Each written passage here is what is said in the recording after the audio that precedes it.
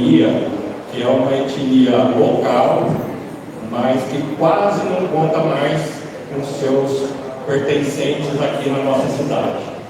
A cidade ela tem outros indígenas, mas os indígenas caigangue, eles acabaram no processo de chegada da estrada de ferro, sendo afastados, vamos dizer assim, daqui.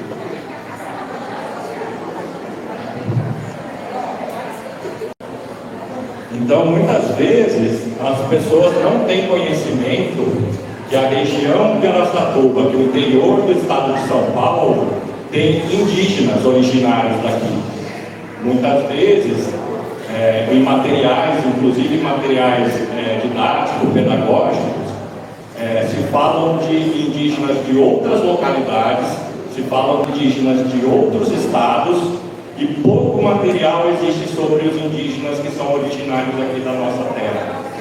Então a gente desenvolveu um projeto junto com eles para poder levar um pouco da cultura desses indígenas até as escolas, ou algumas escolas no estado de São Paulo. Tá? Para quem não tem conhecimento, os indígenas caigangue eram praticamente assim, 5 mil, 10 mil aqui na região. Como eu disse agora há pouco, já quase não existe nenhum indígena caigangue residente aqui na cidade de Araçatuba, nem na região próxima.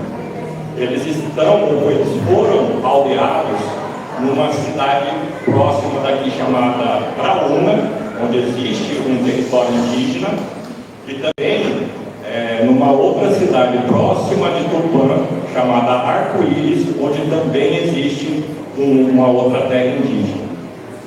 O projeto ele partiu de uma inquietação que nós percebemos no contato com esses indígenas a respeito dessa invisibilidade, apesar de eles serem predominantes aqui, da região de Araçatuba, muitas das pessoas da cidade da região não conhecerem e de eles não aparecerem nos materiais pedagógicos relacionados à educação, principalmente de ensino fundamental e ensino médio. Então, os caigangues têm por tradição um trabalho, antes do aldeamento, quando eles viviam, vamos dizer, de maneira livre no interior de São Paulo, como se chamou de sertão paulista, eles trabalhavam com cestos. E esses indígenas que participaram do projeto com a gente, eles têm um museu. E aí quando a gente soube que existia esse museu, nós procuramos ir conhecer esse museu. E o que a gente entende como museu não é o mesmo entendimento que eles têm de museu. Tá? O que geralmente a gente vai entender como sendo um museu? Alguém se prontifica a dar um exemplo de museu? Um espaço de memória. Alguém mais? Além do espaço de memória, na brincadeira, assim, no imaginário popular, as pessoas falam que é lugar que não está coisa velha.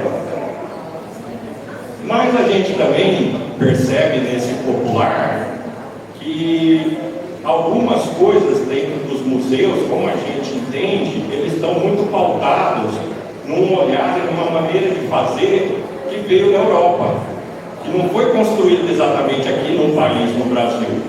Então, o que acontece?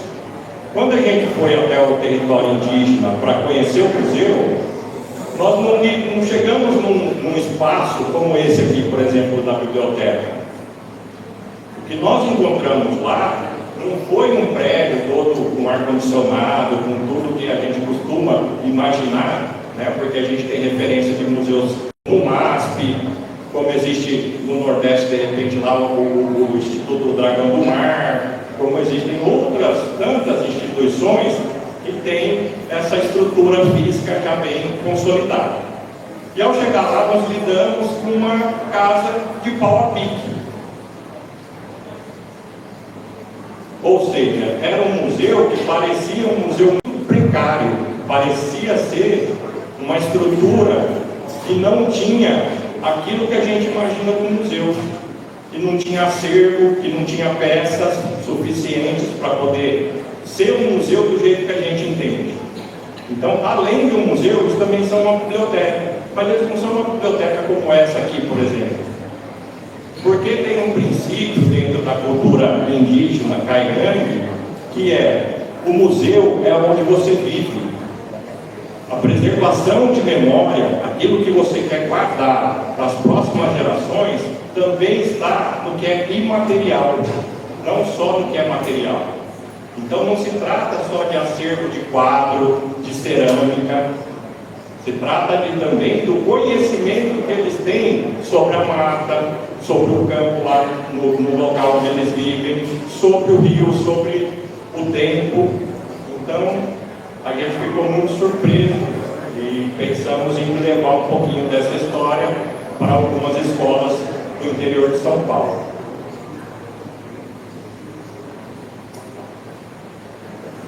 A partir desse momento, o livro que a gente veio aqui divulgar leva o mesmo nome do projeto, Cesto Caigangue, e ele mostra, a gente narra nesse livro, esse processo de primeiros contatos com esses indígenas, tá? O processo de pensar todas as ideias, colocar, vamos dizer assim, todas as ideias na mesa para poder entender o que poderia ser levado para essas escolas, o que eles produzem de material, por exemplo, como esse colar que eu estou usando, que é um material que eles produzem e que eles geralmente vendem em feiras de artesanato, por onde eles passam trabalhando. E é muito interessante que a gente conseguiu reunir algumas peças de cerâmica que já não são mais feitas. É importante, eu acho, de colocar que muita coisa dessa cultura caigangue aqui no interior de São Paulo se perdeu. Muitas aldeias, muitos territórios indígenas já não falam a língua caigangue. Os antigos, os indígenas mais antigos, estão falecendo, estão fazendo a passagem, estão se encantando, como eles dizem, quando se falece, eles se encantam, e a partir desse encantamento está se perdendo uma série de conhecimentos sobre medicina natural, sobre a medicina da floresta, sobre uma série de outras coisas de manipulação, por exemplo, artesanal. Hoje já não se encontra mais para fazer as roupas festivas deles, já não se encontra mais sapé, já não se encontra mais o cipó, imbé. Tem vários itens que a natureza hoje, por conta da agricultura, como está sendo feita nessa altura da nossa existência, ela não permite que esses itens, que essas plantas tão sensíveis, que elas continuem florescendo naturalmente. Então eles tentam preservar a mata, eles tentam preservar essas plantas, por exemplo, para poder fazer seus raiotes, para poder fazer suas vestes, mas essas plantas já não vingam, vamos dizer assim. Eles ficam cercados no meio de monocultura, muitas vezes de amendoim. Ali na região deles tem muita plantação de amendoim e também tem muita plantação de cana. Então, o agrotóxico usado no entorno da onde é a terra indígena acaba contaminando a terra indígena e ela acaba não conseguindo produzir os materiais, as plantas mais sensíveis que são usadas no dia a dia. Então, para produzir um colar como esse que eu estou usando aqui, antes eles tinham a planta e a semente que era colhida ali, dentro do próprio território deles. Hoje em dia a gente tem que comprar pela internet e é caríssimo, é uma fortuna. E eles tentam plantar, vamos plantar um cipó-imbé, não conseguem, ele não se desenvolve, ele se perde antes dele se formar. A mesma coisa com a questão das sementes, e outras coisas tantas, palha, sapê, tudo que eles usam para a sua construção da sua vida cotidiana, hoje em dia tem que ser comprada. Geralmente são materiais artificiais, então a gente teve que ir adequando o projeto durante todo esse período de execução, e nós acabamos visitando 10 cidades, 25 escolas, e nós alcançamos quase 1.800 crianças, tá, do ensino médio e fundamental na região ao entorno, porque é incrível. Essas cidades todas que nós visitamos são cidades de 5.000, 10.000 habitantes, cidades pequenas, próximas da aldeia, mas que eles não tinham acesso à aldeia. Mesmo os indígenas estando lá com seus projetos para receber as escolas, a maioria das escolas não conseguem transporte para poder levar os alunos até a aldeia. Quando também precisa, né, que geralmente acontece no 14, no 19 de abril, no mês que vem, que tem o Dia dos Povos Originários, geralmente começa uma loucura. Todo mundo liga para as aldeias e quer que os indígenas vão até a escola, venham até a cidade fazer. Mas dificilmente as diretoras ou os grêmios estudantis conseguem ter um mínimo de recursos para poder trazê-los, né, para cumprir com uma despesa de combustível, uma despesa de alimentação, qualquer coisa do tipo, né? Então, basicamente, a gente fez esse trabalho, entendemos que o trabalho foi muito importante, e o livro, eu acho que é bom a Michele falar um pouquinho também, porque o livro é um relato das nossas experiências, porque sempre houve tensões entre nós que não somos indígenas e os indígenas. Os indígenas, eles têm uma maneira muito peculiar e diferente de pensar e de agir. Então, como a gente não é indígena, muitas vezes a gente cometeu alguns equívocos e algumas gafes ao lidar com eles. E eles são muito intransigentes, eles são muito firmes naquilo que eles querem, do jeito que eles querem, e a gente acaba tendo que sempre ter um jogo de cintura, vamos dizer assim, para poder concluir o projeto de acordo. E aí, a doutora Michele, eu acho que é importante ela falar um pouquinho também sobre essas tensões e sobre, principalmente, a questão de um olhar que a gente teve, assim, eu como produtor, particularmente no livro, falo sobre como é a parte da produção cultural, então, pensar o projeto, escrever o projeto, submeter o projeto para uma concorrência, né, para um edital, ganhar esse edital e depois executar tudo. Então foi mais ou menos essa a minha participação. Michele? Boa noite. Eu sou a Michele, sou professora, sou antropóloga também, fui convidada para participar desse projeto, né, que é sempre um desafio, né, a gente tentar registrar a cultura do outro. Então eu começo aí dizendo que esse livro ele é uma interpretação, né, uma interpretação nossa, não é a verdade, né. Eu acho que tudo que a gente escreve vai ser sempre uma interpretação de um fenômeno, né, nunca um fenômeno em si. Então foi um pouco das nossas impressões, né, que a gente teve ao longo do projeto, né, começou como um registro, esse livro, um registro do trabalho de campo, né, e acabou como um livro que também passa por uma análise sociológica, antropológica das escolas, né, a gente vê, eu sou professora também do ensino básico, a gente vê muitas vezes que a escola reproduz, né, as desigualdades sociais, ela reproduz a falta de habilidade de lidar com a diferença, né? Vocês que trabalham com a cultura, eu imagino que vocês também muitas vezes passam por isso, né? Dessa falta de estar, algumas pessoas, né, têm que lidar com o diferente do padrão. Então, o livro é uma tentativa de narrar isso, esses conflitos, né? Às vezes, não digo conflitos, mas algumas tensões, né, que havia entre indígenas e não indígenas, porque são culturas diferentes, né, são formas de posicionamento diferentes, e isso não inviabilizou o projeto, pelo contrário, a gente saiu aprendendo, né, muito sobre a própria diferença, né. Então o livro ele parte dessa perspectiva e finaliza, né, nesse sentido de analisar como que era a questão dos indígenas nas escolas, né, a receptividade dos alunos, o preconceito, né, muitas vezes até questões pedagógicas, de como que a prática pedagógica ela pode ser interessante, ela pode ser enriquecedora, né? Isso que eu sempre falo, a importância desse projeto, para mim, enquanto professora, como antropóloga, é lembrar que a educação ela ainda pode ser um instrumento de transformação social, né? Assim como a cultura, como as práticas populares, né? Então eu fico muito grata por ter essa oportunidade de escrita, de participação no projeto. E é isso, a gente trouxe alguns livros, né, para quem tiver interesse. E eu acho que é isso. Obrigada.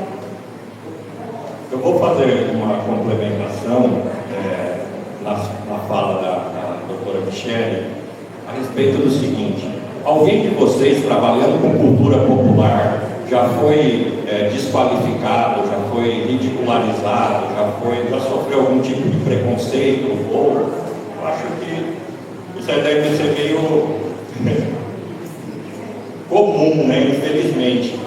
E aí a gente percebe que quando a gente chega nas escolas, as pessoas, as crianças, e até mesmo as pessoas, os dirigentes da escola, eles ficam espantados por ver um indígena de tênis, de relógio, uma camiseta bonita, assim, de uma marca de esporte, uma bermuda, porque tem um imaginário aí que a gente entra, né, que a gente tentou se colocar, de que só existe aqueles indígenas da Amazônia que andam praticamente nus.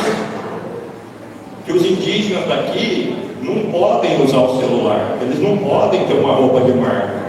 É um absurdo, todos eles têm rede social, eles têm Instagram, eles têm seus perfis no Facebook, e é muito tranquilo com relação a isso. Mas as pessoas dentro do sistema escolar, com esse nível de despreparo, de imaginar que o indígena, tanto é que a gente começou esse trabalho com os indígenas se apresentando com o saiote original deles, chegando com as pinturas e chegando com cocar, assim, né, com a figura imaginada do indígena. E durante o processo eles mesmos pediram para mexer, para trocar. E falaram: não, nós vamos chegar como não indígenas, nós vamos chegar como pessoas normais, e depois, se for o caso, a gente vai colocando os nossos adereços e fazendo as nossas pinturas quando for necessário. As crianças, por incrível que pareça, quanto mais jovens, mais aptas, mais abertas elas estão a entender o que é essa cultura diferente. Os maiores, eles já começam a brincar com aquele negócio de: olha lá o índio, olha lá, cadê o ar, cadê a flecha? Isso a gente escutou por muitas vezes. E não que a flecha, o arco, não exista dentro da cultura indígena. É óbvio que existe. Mas não desta maneira, estereotipada.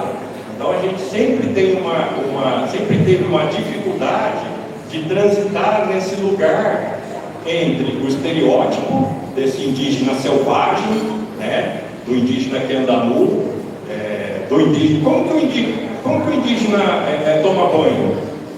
Então a gente lidou com perguntas assim das crianças nesse sentido: como que o indígena toma banho? De que jeito, gente? Todo indígena vai tomar banho dentro de um rio em 2026? Acredito que não, né? A maioria deles tem suas casas. Você chega hoje numa aldeia, você vai encontrar uma vila com as suas casas de alvenaria, todo mundo com seu banheiro elétrico, todo mundo com a sua vida basicamente igual a de qualquer cidade que a gente compra por esse Brasil afora. Mas as crianças imaginam que os indígenas estão fazendo suas necessidades no mato. Eles ainda estão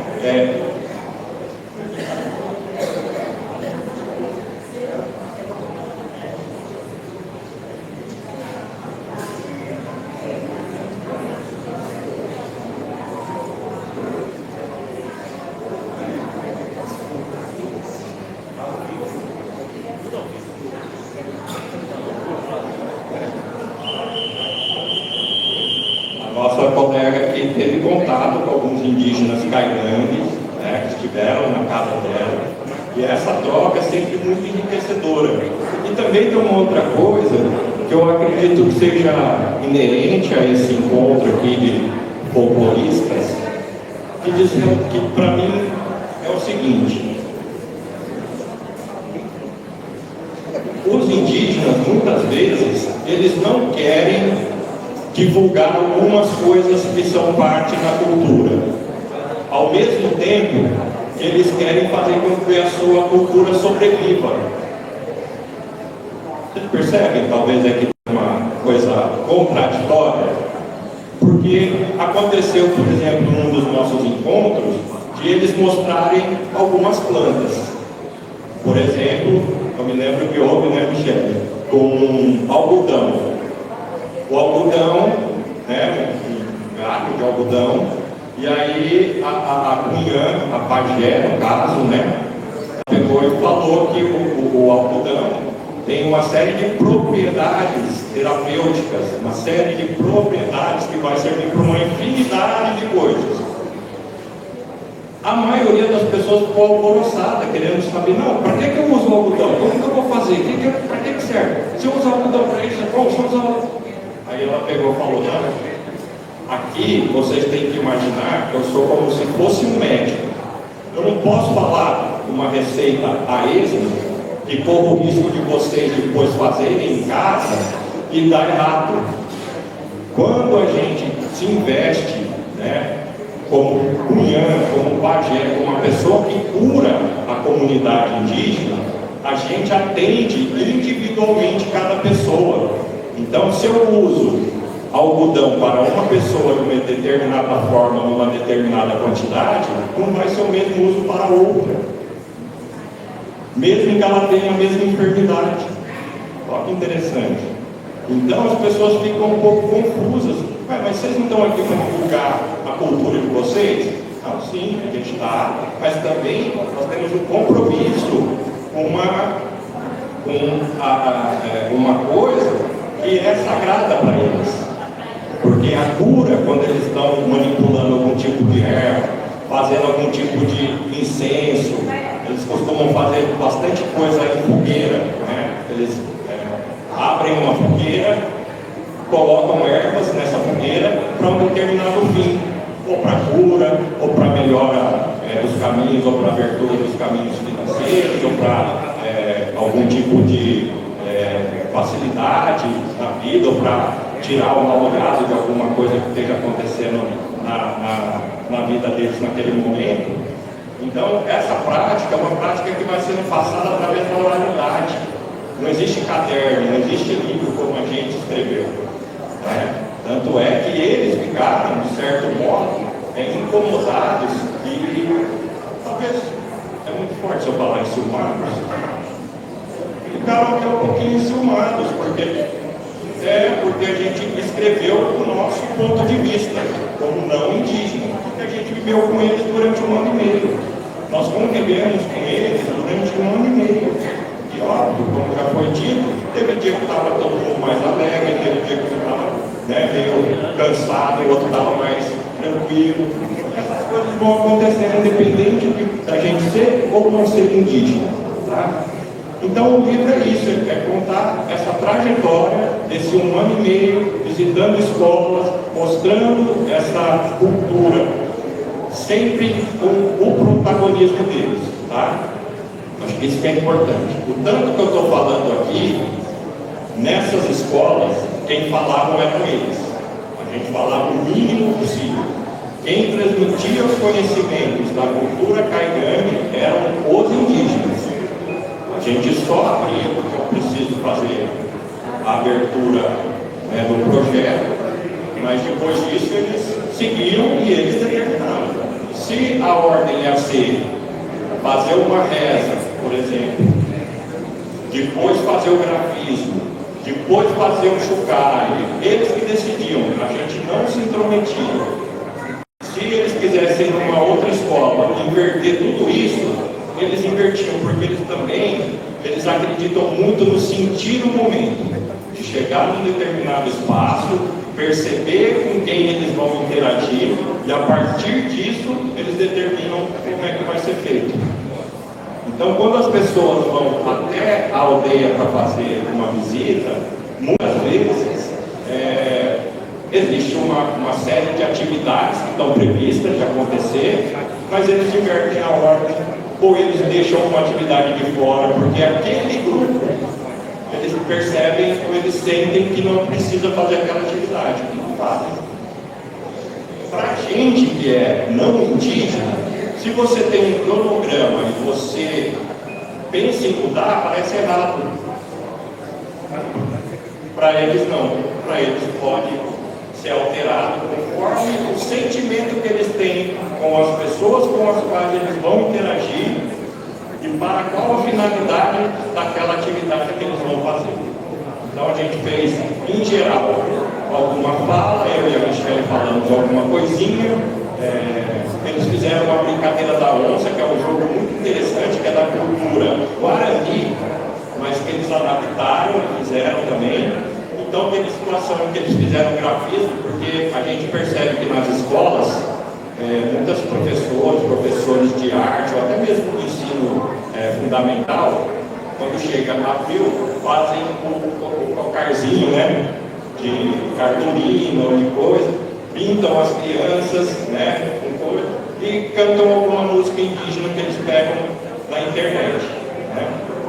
A realidade, quando a gente lida com o povo caigangue, é totalmente diferente dessas coisas que a gente costuma ver na internet. Então a gente também se interessou em registrar essa historinha, essa jornada em livro, porque se a gente for procurar algum material escrito, quase não existe. Sobre a cultura caigangue, quase não existe. Tá? É raríssimo uma coisa ou outra. Então a gente entendeu que era importante para a salvaguarda, né, a preservação de memória, que é uma das coisas que os folcloristas fazem. Guardar a memória viva, né? A memória está acontecendo, a memória sempre ativa, porque essa coisa também, essa instituição, por conta até mesmo assim, é o jeito que eles sempre fizeram, né? Oralidade, conversa. Só que só a conversa, só a oralidade vai fazer com que eles percam a própria cultura, porque os jovens não estão mais interessados na cultura popular, né? Na cultura dos seus antepassados.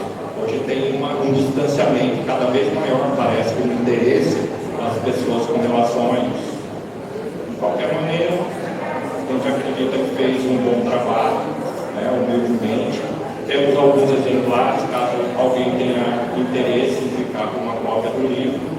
E eu acho que, da nossa parte, podemos encerrar.